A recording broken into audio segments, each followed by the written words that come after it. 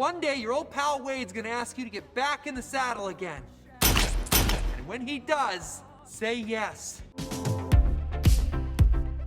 Hey, welcome back to ScreenCrush. I'm Ryan Airy, and Deadpool and Wolverine was kind of a confusing movie. Anytime there's a movie that deals with the time travel and the multiverse and fourth wall breaks, there's going to be plenty of unanswered plot holes and questions. So we asked all of you on my Twitter and our community page for your thoughts. We are going to talk about the plot of the movie, the characters, the timelines, and most importantly, what all of this means for the multiverse saga, and I think we're going to do a pretty good job explaining the multiverse itself. But before we get rolling, I want to share with you our awesome new RDJ Doom-inspired merch. We have RDJ in the classic Obama Hope style poster with Doom, as well as the somehow RDJ return shirt. We've also got lots of great Deadpool and Wolverine inspired parody merch like this Don't Be What They Made You tribute, the LFG, Wilson and Howlett, and many other X-Men inspired merch like Remember It and X-Men Nighthawks, and many more. Shopping our merch store is the best way to directly support our channel so we can keep making videos just like this one. Thank you guys so much for your support. The links are below. First, we had a lot of questions about timelines. Our team member Randolph Nombrado asks, why does Paradox think that deleting timelines quickly with the Time Ripper would give him a promotion when at the end of the movie the TVA doesn't sanction any use of Time Rippers at all? Well, it's not that they don't sanction any Time Rippers, they actually say an unsanctioned Time Ripper, which implies that sometimes it's okay to use them. But Randolph, Paradox never actually says he wants a promotion, he says he wants to be the TVA. He tells Wade that he liked the old way of doing things better when they pruned timelines like in Loki Season 1. And as we saw in Loki Season 2, he's not alone here. Lots of other TVA workers wanted the TVA to resume pruning. So Paradox is hoping to show the efficiency of pruning this timeline and then to build support within the TVA so that he can take control. After all, the TVA has a power vacuum because now there are no timekeepers to run the place. So Paradox is trying to grab this power for himself. Next question, explain the timelines. If Deadpool and Logan takes place in the same universe and it's established that the X-Men are dead in Logan, what did bringing a new Logan into Deadpool's universe do other than the plot of the movie? Alright, so I feel like we have to go back to one for the show. In the show Loki, they establish that there is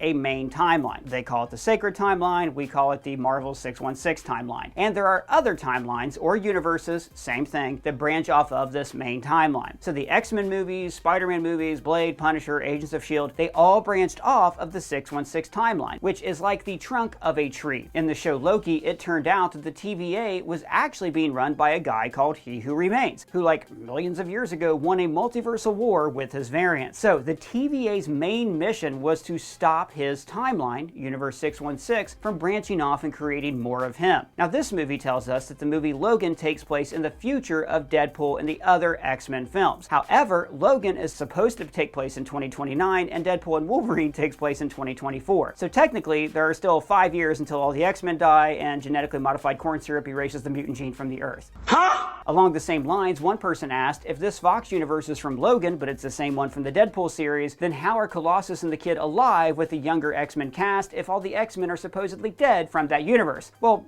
because they're not dead yet. Granted, with the 5-year gap, they are cutting it kind of close. Now, as for why bringing a new Logan into the universe saved the timeline and how all that works, I'm going to address that later in the video. One thing this movie hinted at when it talked about Wolverine's dark past was his berserker rages. Now, this is something we've seen hinted at in the movies for years, but it is a key part of his character in the comics. Sometimes Wolverine gets so lost in the violence that the animal part of him takes over and he goes into these berserker rages where he can't tell who is a hero and who is an enemy. For Logan, this is a part of himself that he both hates and he loves. This makes him feel powerful, but it also separates him from the rest of his friends. And I think we can all relate to that. Everybody has something about themselves that they want to change, or some addiction or oral fixation habit like stress eating. For instance, I struggle with facial tics. Whenever I get stressed, I want to squeeze my face or clench my jaw. So I needed something to help me forget those bad oral fixation habits and replace them with a positive habit. And that is why I started using Fume. They're the sponsor of this video. Oh, is that a vape? No, it is not a vape, it is not electronic, and it does not have pods filled with potentially harmful chemicals.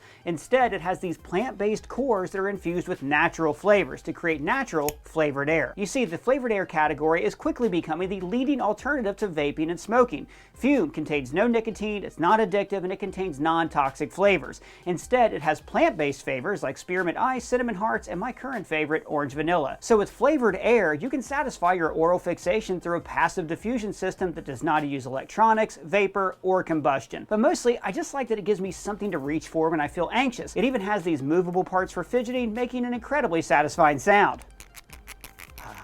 Fume has served more than 300,000 customers, and you can be their next success story. So for a limited time, use the code ScreenCrush to get your free topper. This is the perfect accessory for your Fume device. Slip it onto the mouthpiece for a softer, warmer feel. It's chewable for those who love to fidget, and it's reusable. Head to tryfume.com, that's tryfum.com, and use the code ScreenCrush or scan the QR code on screen to get your free Fume topper when you order your journey pack today. Now, back to the plot holes. Rise of Bob asks, why are we talking about the sacred timeline when that no longer exists? Well, the sacred timeline does still exist. They even label Earth 616 as a sacred timeline in the opening of the movie. Now, the TVA were tasked with protecting this one timeline because it's the one that produced He Who Remains, and they wanted to make sure that no dangerous variants arose, and they also wanted to assure the continued existence of He Who Remains. But after the events of Loki Season 2, this timeline is allowed to branch off in many directions and create a flourishing multiverse. Darth Tempest asks, I didn't get how Deadpool crossed to 616 for the job interview. I thought Cable's device was only for time travel, not moving between universes. Now, that is a great question. Remember, Deadpool Season 2 ends with Wade running amok with Cable's time travel machine and using it to bring back Vanessa and to hop into various universes to right wrongs. We see him kill a version of himself from X-Men Origins Wolverine and travel to an alternate reality where he stops Ryan Reynolds from ever playing Green Lantern. Here's what you have to understand. Every time you time travel, you're not actually able to change your future. Like they explain in Endgame and this movie, time doesn't work that way. Changing the past doesn't change the future. Think about it.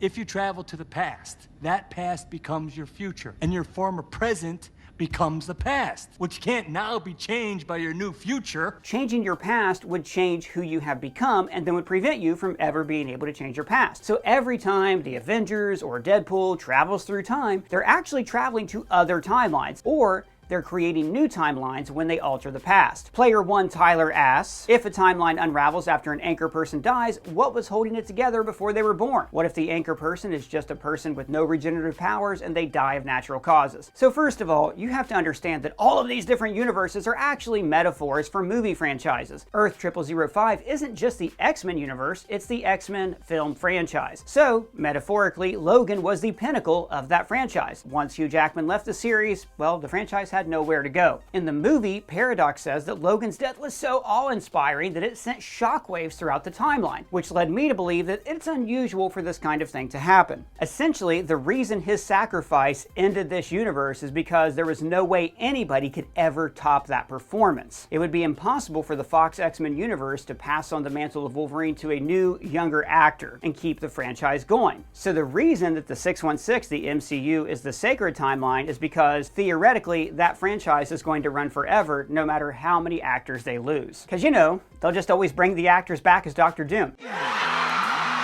On a similar note, Teddy Taylor 9984 says, surely an anchor being will always die. How isn't every single universe unstable and dying? Well, for one thing, most universes are unstable and dying. And across the Spider-Verse, we saw how the disruption of just one canon event caused a universe-eating black hole to appear. And What If, we saw how Doctor Strange using the Time Stone completely eradicated his universe. And in No Way Home, Doctor Strange botching a forgetting spell opened multiple gateways to the multiverse that threatened the 616. And while it's true, most of these anchor beings will die, it normally takes the universes thousands and thousands of years to actually expire. And really, this makes sense. If the multiverse kept endlessly reproducing, then it would mean that there would be a growing number of variables that could threaten the multiverse. Instead, like a tree, some branches get more sun and flourish, while others get less sun and die off. But more importantly, not every universe has an anchor being. Paradox simply says that an anchor being is so important that without them, the universe will wither and die. He does not say that every universe is tied to just one person. Bassman 2044 asks, so the anchor of Deadpool's universe was Logan's Wolverine, which died in the future. So at the time when Deadpool meets Paradox, it hasn't happened yet, so his universe should not be unraveling yet, as Logan would still be alive at that point in the timeline. Also, he didn't need to go find a Wolverine because shouldn't his already be alive? Well,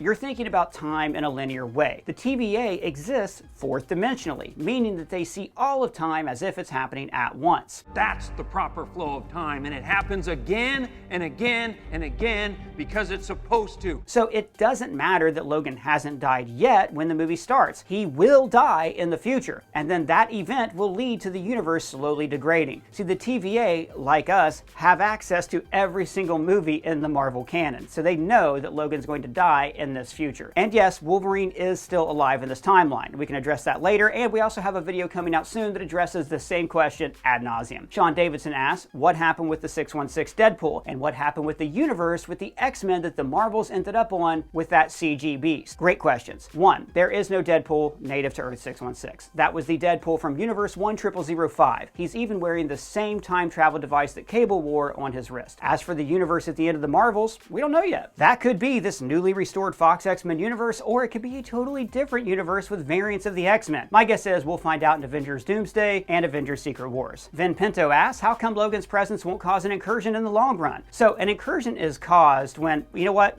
Take it away, smartest man in the world. An incursion occurs when the boundary between two universes erodes and they collide, destroying one or both entirely. As they explained in Multiverse of Madness, a Doctor Strange variant caused an incursion when he dreamwalked using the Darkhold, meaning that he was illegally passing between realities, which thinned the barriers between the universes. And at the end of the movie, Clea even tells 616 Strange that he also did the same thing. You caused an incursion, and we're gonna fix it. But there's no proof that always traveling to another reality automatically causes incursions, just that this happens when you dreamwalk with the Darkhold. Maybe because Logan and Deadpool traveled from the Void, this did not thin the barriers between realities, because they were traveling from the Void, which seems like it connects to all realities, like the trash dump at the bottom of the multiversal tree. And Josiah Sawyer asks, are the two X-23s in Deadpool's universe now? They made it clear that Logan died in his universe and they brought over X-23 from another universe, unless they were trying to say that they took X-23 away from the universe and now she's back. Like I said, we do have a video coming out soon where we talk about this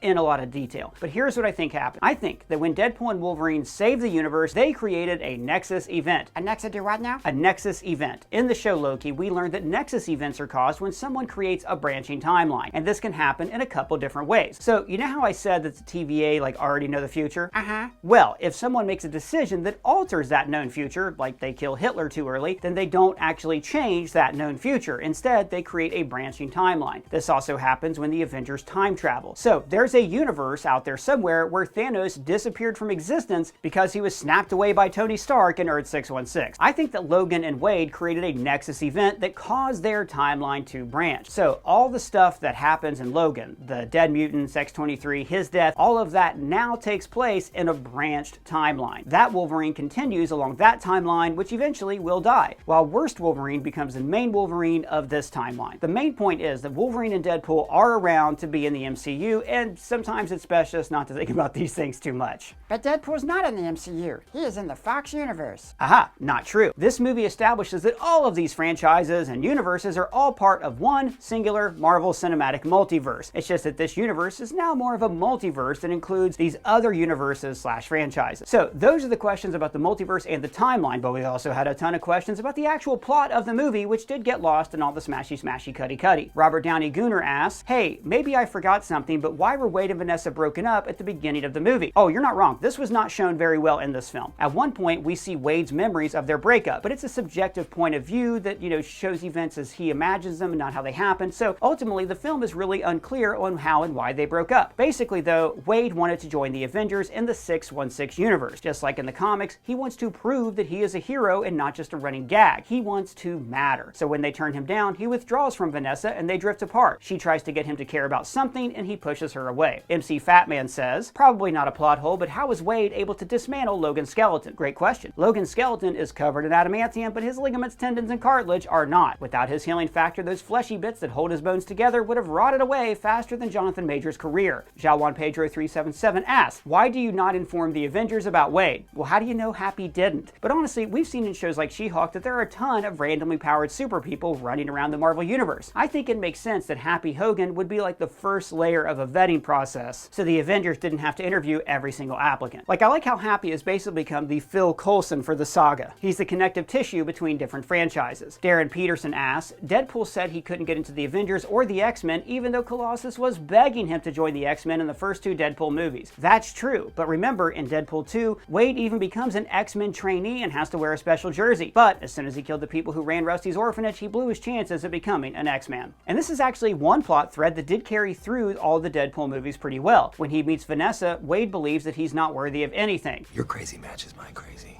After her death, he seeks out a new family, the X-Men, and following the end of X-Force, Wade wants to continue to prove that he has value beyond just being a killing machine. This same conflict exists in the comics, but the movie did fast forward through this to get to Wolverine as fast as possible. Avian Espia has a great point. It's not clear for me why Mr. Paradox wanted to save Deadpool and brought him to the TVA in the first place. You're right, but he does say that the people upstairs have chosen Deadpool for a higher purpose. This tells me that Wade Wilson will be a key player in the future events of the Sacred Timeline, meaning that he will be in Avengers, Secret Wars, and in Doomsday. Remember that all of this is a metaphor for Marvel Studios, so the TVA, which in the comic books is tasked with keeping track of continuity, choosing Wade to join the MCU is like Kevin Feige deciding that Deadpool can one day join the Avengers. Damian Gray says, Paradox's plan is a little wonky. He thinks that pruning the Fox timeline will help him rise in the TVA. Well, how will that help exactly? Also, why would he tell Wade his entire evil plan minutes after meeting him and then before he actually agrees to leaving his timeline? Honestly, Paradox is an idiot. That's why he's replaced by a stronger villain, Cassandra Nova. He is a bureaucrat at the TVA who just expected everything to fall in line for him. He wants to prune timelines faster to show that he's fast and efficient at his job, and because he doesn't feel like waiting 2,000 years. He's hoping to recreate the pruning culture in the TVA and then to lead this new pruning culture. And he thinks that Wade will go along with it because he knows that Wade wants to join the MCU. I mean, look how excited Wade is when he gets the offer. I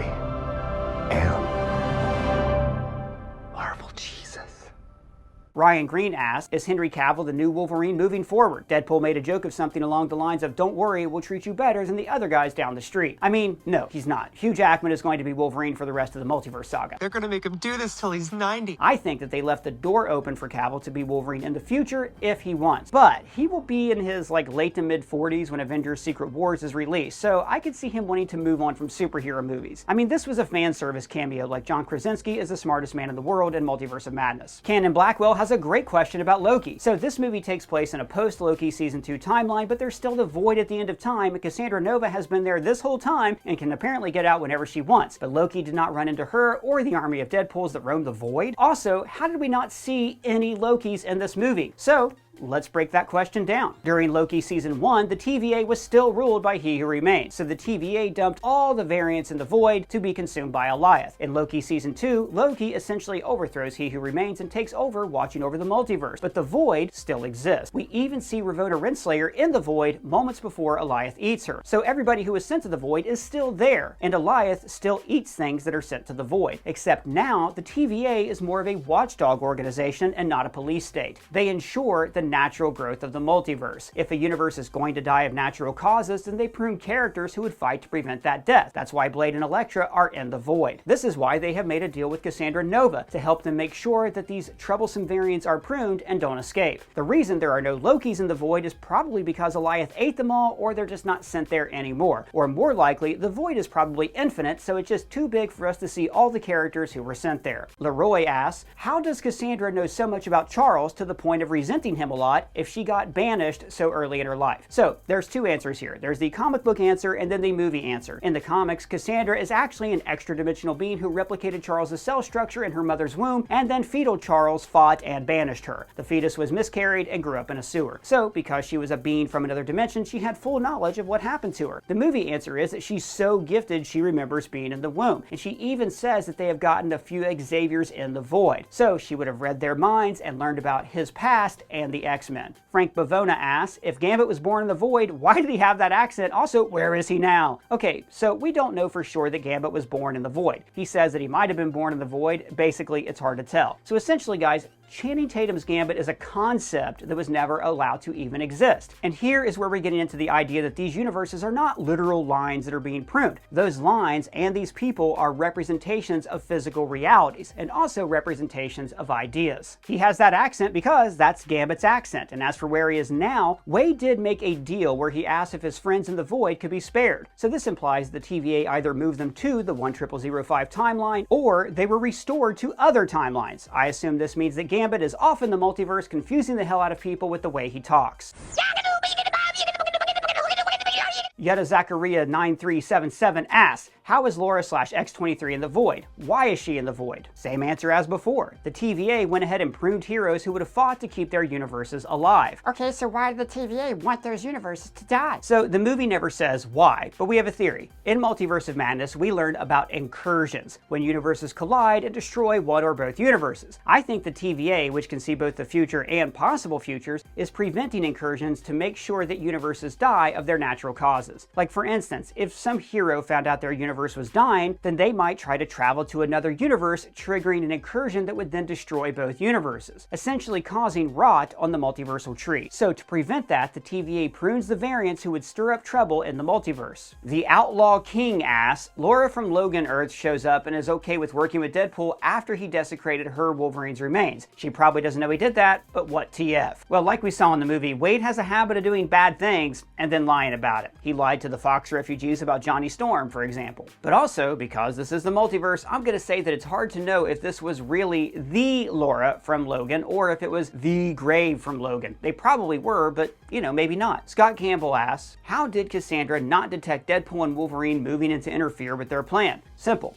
Her telepathic powers work through touch. She can't read your mind unless she touches you. Escaldo97 asks, how can Doctor Strange's sling ring allow Cassandra to travel through the multiverse? The whole point of Multiverse of Madness was that they needed to use America or Dreamwalk to be able to do this. Yes, you are right. This was a major plot point of Multiverse of Madness. Not only is traveling between the multiverse difficult, but it's also dangerous and can trigger incursions that can destroy entire universes. But this movie showed us a workaround. You can use a sling ring to go to the void, and the void apparently connects to every reality. Doctor Strange never did this because he didn't know about the void and wouldn't know how to get there. So in theory, the void could be set up like a multiversal train station where people could travel between different universes. Azafi69 says, the fact that the time and reality stone have fixed on a sling ring not being able to work in the TVA, we learned in the show Loki that the Infinity Stones don't work in other realities, only their own, but are able to work in this movie, lol. Well, the sling ring in this movie did not have the time or reality stones attached to it, and I seriously doubt if Infinity Stones work in the void either. In the show What If, we learned that Infinity Stones do work in other realities, but they are just not as powerful outside their home realities. Every universe is different, each one just a fraction unique. Thus, the Infinity Stones are unique. But again, we don't know much about the void or the rules. What are the rules?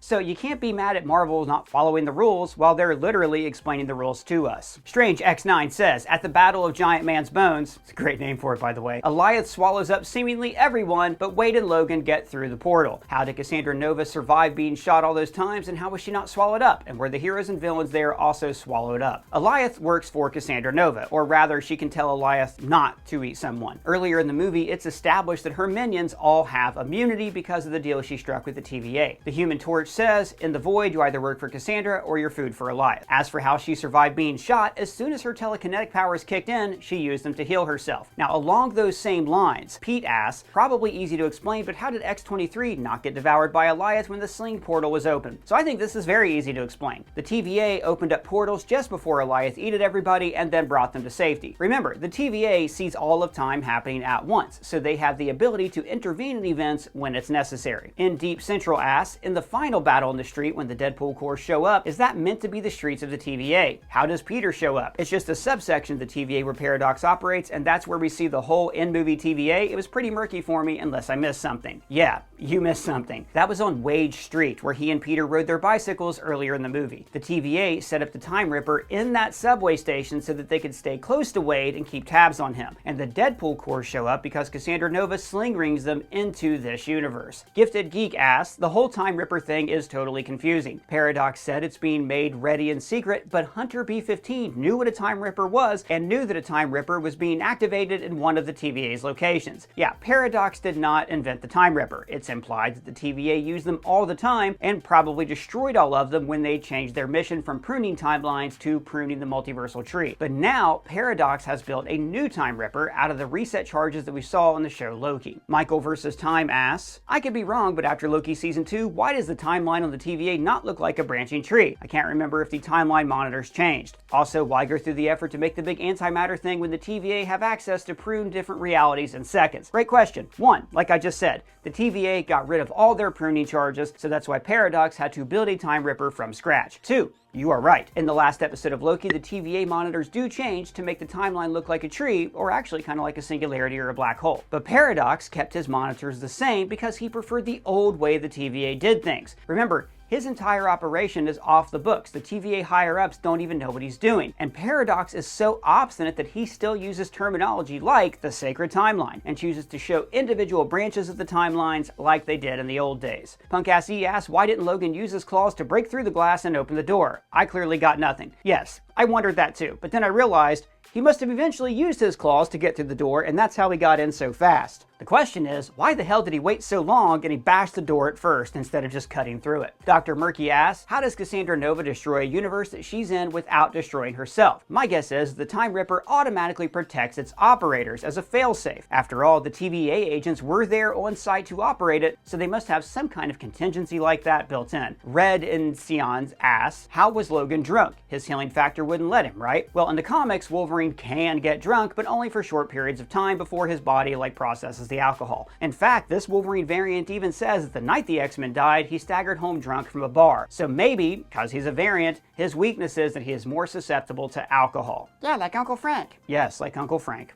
Poor Uncle Frank. Brandex asks, as a twin of Charles Xavier, shouldn't Cassandra only have telepathy? How did she have telekinesis and accelerated healing? Well, being a twin doesn't mean you have the exact same powers. After all, she does have to touch people's minds to use her telepathy. In the comics, Xavier is also a telekinetic, but you know what? They rightly kept him from having that power in the movies because it would have made him way too powerful. And finally, Gesser says, Juggernaut is virtually indestructible, definitely wouldn't be hurt by claws. Well, I mean, he was hurt by claws, so I guess he can be hurt by the claws of Laura, at least the Laura from this reality. All we really know about the Juggernaut is that you cannot stop him unless he does not have Achilles tendons. And just a reminder, everybody, for a limited time, use my code ScreenCrush to order your Fume Journey Pack today to get your free topper. The links are below. So, what do you think? Do you have any plot holes that we didn't mention or any questions? Let us know in the comments or at me on Twitter. And if it's your first time here, please subscribe and smash that bell for alerts. For ScreenCrush, I'm Ryan Airy.